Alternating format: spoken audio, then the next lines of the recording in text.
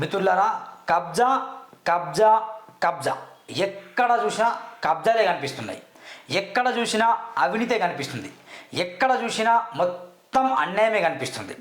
తెలంగాణ రాకముందు ఎన్ని ప్రభుత్వ భూములున్నాయో తెలంగాణ వచ్చిన తర్వాత నిజంగా ఇవి మళ్ళీ ప్రభుత్వ భూముల్లాగానే కొనసాగుతున్నాయా అనే కనుక మనం ఇట్లా గీత పెట్టి ఆఫ్టర్ తెలంగాణ బిఫోర్ తెలంగాణ అని మనం కనుక లెక్కలు బయట తీస్తే దాదాపు 70% ప్రభుత్వ భూములు కబ్జాలకు గురైనాయి. ఇది నగ్న సత్యం.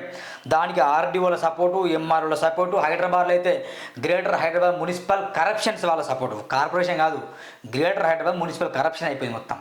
వీళ్ళ సపోర్టు, తహసీల్దారుల సపోర్టు, అడిషనల్ కలెక్టర్ల సపోర్టు, కలెక్టర్ల సపోర్టు, వీళ్ళ అండతోని మొత్తం రియల్టర్ వ్యాపారం చేసేవాళ్ళు, కొందరు దుండగులు అక్రమ వ్యాపారం చేసేవాళ్ళు ఒకటే పని, ప్రభుత్వ భూమి కనిపించేసారి ఇక గద్దలేక వాళ్ళిపోయి కబ్జాలు చేసుకుంటారు. ఇక మొత్తం this property belongs to government అని ల్యాండ్ ఉంటుంది కదా, అది తీసేసి this property belong to so and so అని పెట్టుకుంటారు వాళ్ళు. దాన్ని ప్లాట్లు చేసి అమ్ముకుంటారు. మళ్ళీ బాండ్ పేపర్ 500 రూపాయలు, 100 రూపాయలు, 50 రూపాయలు బాండ్ పేపర్ మీద వచ్చేసి ఎవరితో పేరు పెట్టి రాసు ఇక మొత్తం అమ్ముకుంటారు. ఇక ఇది ప్రభుత్వ భూమి కదా అని ప్రశ్నిస్తే వాళ్ళకి ఇక మొత్తం మంత్రుల నుండి, ఎమ్మెల్యేల నుండి, ముఖ్యమంత్రి పిఏ నుండి ఫోన్ వచ్చి బతకాలని ఉందా సావాలని ఉందా ఏమనుకుంటానో భయ్ ఇట్లా బెదిరింపు కాల్ చేస్తారు. మరీ ఘోరంగా ప్రశ్నించి నిజంగా అది ప్రభుత్వ భూమే ఎందుకు కబ్జా చేస్తాను అని బాగా నిలదీస్తే కనుక పరువు నష్టం కేసులు వేస్తారు. తద్వారా వల్ల కేసులు బనాయిస్తారు. కానీ వాళ్ళ మీద చర్యలు తీసుకోరు. ఈ గమనించండి ఎట్లా అయితే పార్టీలు మారుతున్నాయి కానీ రాజకీయ నాయకులు మారట్లేదు. అందుకే ప్రతిరోజు మొత్తుకొని చెప్తున్నా, మిత్రులారా, మనకు ఉంది ఓటకు దేని కొరకు యూజ్ చేస్తున్నాం? మనకున్న గొప్ప ఓటకు డాక్టర్ బాబాసాహెబ్ అంబేద్కర్ గారు కృషించి తన కుటుంబాన్ని త్యాగం చేసుకొని మనకు ఓటకు కల్పించిండు. ఛత్రపతి శివాజీ కావచ్చు, స్వామి వివేకానంద కావచ్చు, వీళ్ళ మహనీయుల పేర్లు మనం చూస్తే కనుక వాళ్ళు నిజంగా దేని కొరకు కష్టపడరు, మనం దేని కొరకు కష్టపడుతున్నాం? ఇది ఒకసారి క్వశ్చన్ మార్క్ వేసుకోండి. ఓటు అనేది గొప్ప ఆయుధం. ఒక పండు ముసలోళ్ళని కాకుండా, దుర్మార్గులం కాకుండా, అవినీతి పరులం కాకుండా కొంచెం నిజాయితీ గల యువకుల్ని చట్టసభలు పంపించండి, సమస్యలన్నీ పరిష్కరించబడతాయి. అట్లా చేయరు మీరు. దొరల్ని మొత్తం చట్టసభలు, అసెంబ్లీ పంపిస్తాం, వాళ్ళ కబ్జాలు చేస్తారు, మళ్ళీ మేము ప్రశ్నిస్తాం. ఎంత దారుణం అంటే ఇది.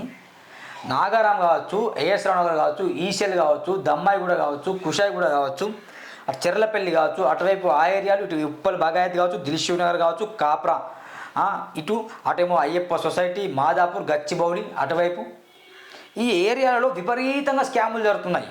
ఒక్కొక్క అధికారు మినిమం 2 కోట్ల నుంచి 5 కోట్లు సంపాదిస్తారు పర్ మంత్. మీకు తెలుసు అనుకుంటా, ప్రతిరోజు ఒక వార్త వస్తుంది, ఏదో పేపర్లో వార్త వస్తుంది. ఏసీబీ దాడిలో ఎస్ఐఓ దొరికినట్టు, సిఐ దొరికినట్టు, అర్థం కేసును ఎఫ్ఐఆర్ కాకుండా సిఐ లంచం తీసుకున్నట్టు, ఎస్ఐ లంచం తీసుకున్నట్టు ఒక వార్త వస్తుంది. ఎంఆర్ఓ భూమి రిజిస్ట్రేషన్ కోసం 5,000 ఆఖరికి 2,000 తీసుకున్నట్టు, ఆర్డీఓ లంచం. ఇప్పుడు అమోయ్ కుమార్ కలెక్టర్, ఆయన కూడా మొత్తం చక్రం తిరుగుతుంది, 1,000 కోట్ల స్కామ్ చేసిందని. అంటే కలెక్టర్ దగ్గర మొదలుకొని ఆర్డీఓలు, ఎంఆర్ఓల దగ్గర వరకు అందరూ కూడా స్కామర్స్ అయిపోయిండు. వాళ్ళకు నెల 2-3 లక్షలు జీతాలు వస్తాయి.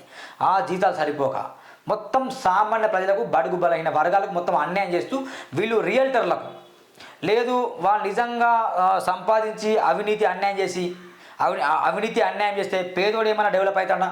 పేదోడు డెవలప్ కాడు. పేదోడు అంటాడు, ఆ ధనవంతుడు అవుతాడు, వీడు మళ్ళీ ధనవంతుడు అధికారి. అర్థం నేను చెప్పేది.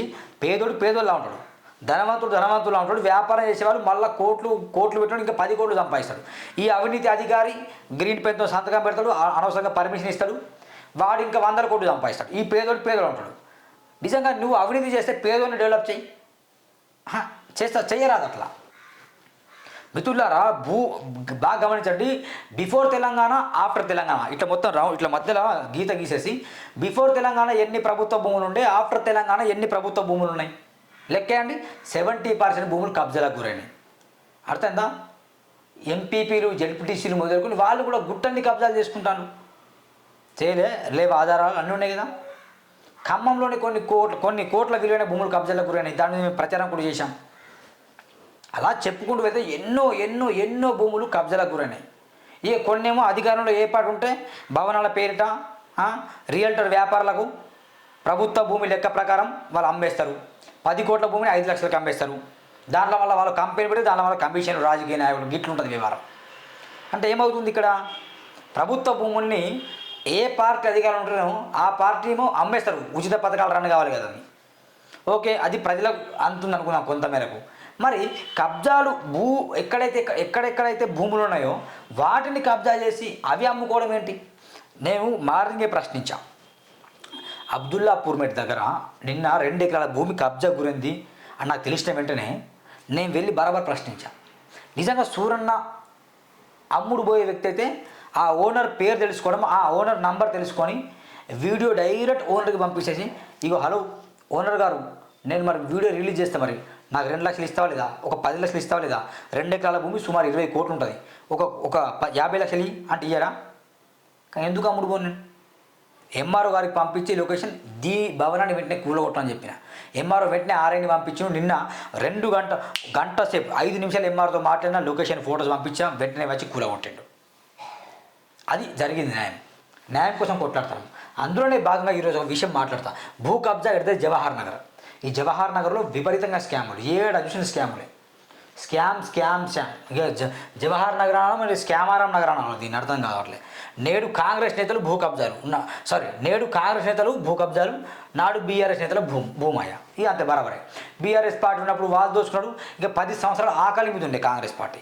వీళ్ళుగా లేక అధికారంలో వస్తే ఇక వీళ్ళు మొత్తం దోచుకున్నాడే. ఇక ఉచిత పథకాలని చెప్పేసి రేవంత్ రెడ్డి ఎట్లయితే ప్రజల్ని మభ్యపెట్టి మోసం చేసిండో, కాంగ్రెస్ పార్టీ ఎట్లయితే మెల్లమెల్లగా మోసం చేస్తుందో, వాళ్ళు పథకాల పేరు చెప్పి తప్పించుకుంటారు. రేపు చేస్తాం, ఎల్లుండి చేస్తాం, 29 రుణమాఫీ అవుతుంది అని చెప్పుడు, డిసెంబర్ 30 అందరికి అయిపోతుంది అని చెప్పుడు, ఇప్పుడు ఏంది రైతు భరోసా అందరూ ఒకటేసారి ఇస్తాను చెప్పి ఇప్పుడు మార్చ్ 35 డెడ్ లైన్ పెట్టాడు. అంటే పథకాలు పేరు చెప్పేమో వాళ్ళు ప్రజల్ని నాశనం చేసుడు ఒకవైపు, వీళ్ళేమో ప్రభుత్వ భూములు ఏడన్నా కనిపిస్తే గల్లీ లీడర్లా, మేము బుడ్డా లీడర్లా, మనం ఏమైనా చేసేది వీళ్ళ తంతు ఒకవైపు.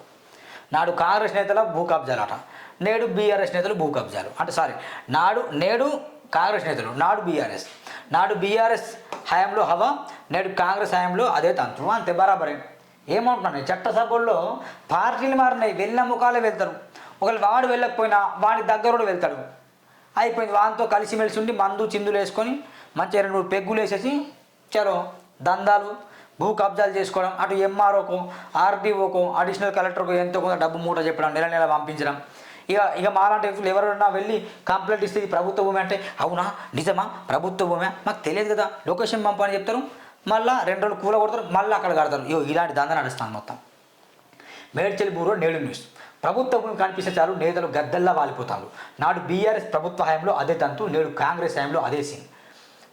బేరసి జవహర్ నగర్కు చెందిన కాంగ్రెస్ నేత ప్రభుత్వ భూములను కబ్జా చేస్తున్నాం విమర్శలకు తావిస్తుంది. ఒకప్పుడు అల్వాల్ బాలాజీ నగర్ ప్రాంతంలో ఉపాధి కోసం కష్టాలు పడితే నేడు కోట్లకు పడగెత్తడం ఆశ్చర్యంగా మారింది. అంతేకాకుండా మీడియాను కూడా అడ్డు పెట్టుకుని అందినంత దండుకుంటున్నారనే విమర్శలు వస్తున్నాయి. బతుకు తెరువు కోసం వలస వచ్చిన ప్రజలను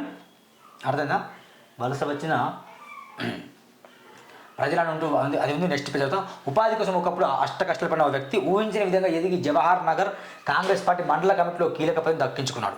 అటువంటి వ్యక్తి భూ కబ్జాలకు పాల్పడుతున్నట్టు ఆరోపణలు ఉన్నాయి. ఈ క్రమంలోనే సాధారణత వ్యవహారంపై కాంగ్రెస్ పార్టీలను కలవరం మొదలైందట.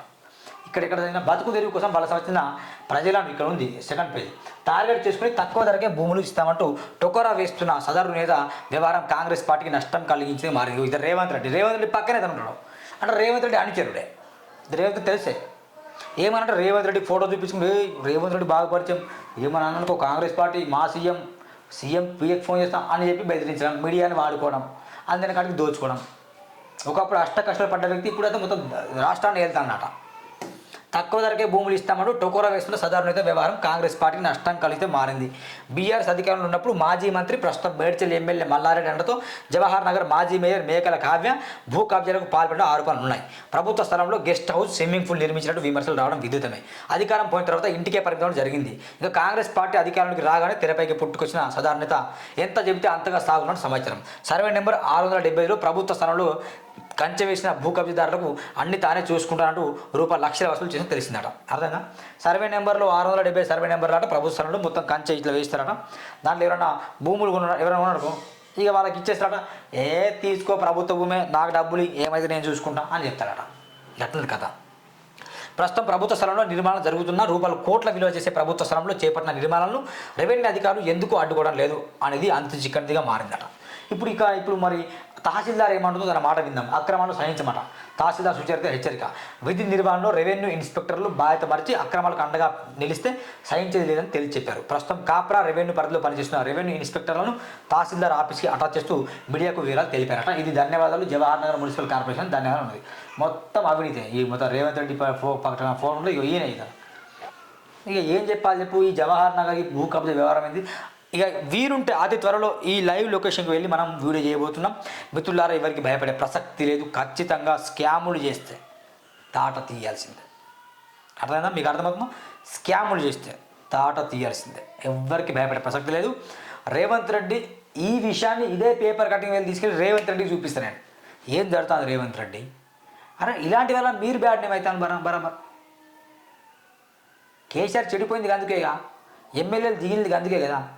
బీఆర్ఎస్ హామీలో ఎమ్మెల్యేల కింద ఉంటారు కొందరు బుడ్డా ఎల్లున్నారు, ఎంపీటీసీలు జడ్పీటీసీలు అని వాళ్ళు పిచ్చి స్కాములుగా మండల కేంద్రాల్లో ఉన్న గుట్టల్ని మాయం చేసుడు, లవణిపట్ట భూముల్ని కబ్జాలు చేసుకుని ఇల్లు కట్టుకున్నాడు, ఇట్లా చేసిన చాలామంది. వాళ్ళ అంత కూడా చూస్తాం బరాబర్. వాళ్ళ వల్ల రేవంత్ ఎమ్మెల్యేలకు బ్యాడ్, ఎమ్మెల్యేల వల్ల వీళ్ళకి బ్యాడ్, కేసీఆర్కి బ్యాడ్. ఇప్పుడు ఇదే అవుతుంది.